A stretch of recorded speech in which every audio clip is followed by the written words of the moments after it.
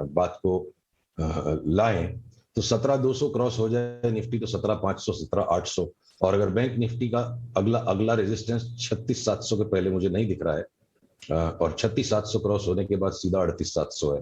पर एक जो बहुत बड़ी महत्वपूर्ण बात है, जो कि रूपी डॉलर ने जो एक नया ऑल टाइम लो बनाया और वहां से रिवर्स कर गया। अगर मैं आपको ये चार्ट दिखा पाऊं तो रूपी डॉलर ने ये जो एकदम से आइलैंड रिवर्सल यहां से किया, अगर आप इसकी लॉन्ग टर्म चार्ट देखोगे, इसका विश्लेषण मैंने किसी और एक पत्रिका के वेबसाइट पर भी डाला है, 10 मिनट का वीडियो। मेरा व्यू अब ये है कि यहाँ से रूपी डॉलर अगर ये जब तक वापस 77 को नहीं छूता है तो हम अगले 4 से 5 महीने में 72 तक तो निश्चित जा रहे हैं, और अगर 72 भी तोड़ दिया तो आश्चर्य मत कीजिएगा कि हम 68 तक चले जाए।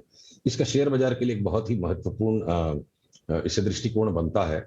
भले ही पिछले 50 साल में लगातार रुपया लुढ़का है और शेयर बाजार लगातार बढ़ा है। 50 साल में आप समझ लो 1947 से लेकर अब तक अगर रुपए की डॉलर की कीमत 75 गुना बढ़ गई और सेंसेक्स अगर 70,000 गुना बढ़ गया तो ठीक है, ये दोनों उल्टे चल रहे हैं कि रुपया कमजोर होता है, शेयर बाजार मजबूत होता है।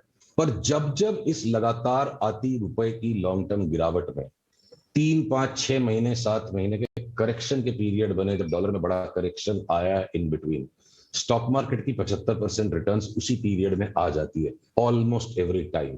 तो उस चीज को भी देखते हुए गंभीर भय का वातावरण, जिसका माल बिकना था बिक गया, लेने वाले अभी भी संकोच कर रहे हैं, और साथ में अगर रुपये की भी ये चाल है तो मैं कहूंगा कि मुझे बिल्कुल डर नहीं लग रहा कि एवरी डिप इस मार्केट को लेना चाहिए। और कदाच अगर मेरा रुपये का कॉल राइट हो गया तो मैं मेंटली इस बात के लिए भी ओपन हूं कि निफ्टी न्यू हाई पे जा सकती है, बैंक निफ्टी न्यू हाई पे जा सकती है। तो बड़ी संभावनाएं हैं कि वो बहुत ही शानदार बात बोली। मैं अपने व्यूअर्स के लिए एक बार रिपीट करना चाहूंगा कि आप मीडियम टर्म में देख रहे हैं, शॉर्ट टर्म में 17,200 17,500 की तरफ अटेम्प्ट करेगा। आपका ये व्यू है कि सेलिंग एग्जॉशन हो चुका है, सबका माल उतर चुका है। और आप ये बात इनफैक्ट कल परसों मैं पढ़ रहा था, बफेट ने भी बोली थी कि डॉलर उनके लाइफ टाइम में ही 50-60 साल के इन्वेस्टिंग होराइजन में ही लगातार वीकन होता ही गया, लेकिन उसके बाद भी उनका पोर्टफोलियो कितने टाइम्स बढ़ा है। आपने भी यही कहा कि 5% पर ईयर लास्ट 40 साल से रुपये वीकन हुआ है, लेकिन वो स्टेप फंक्शन में नहीं हुआ है।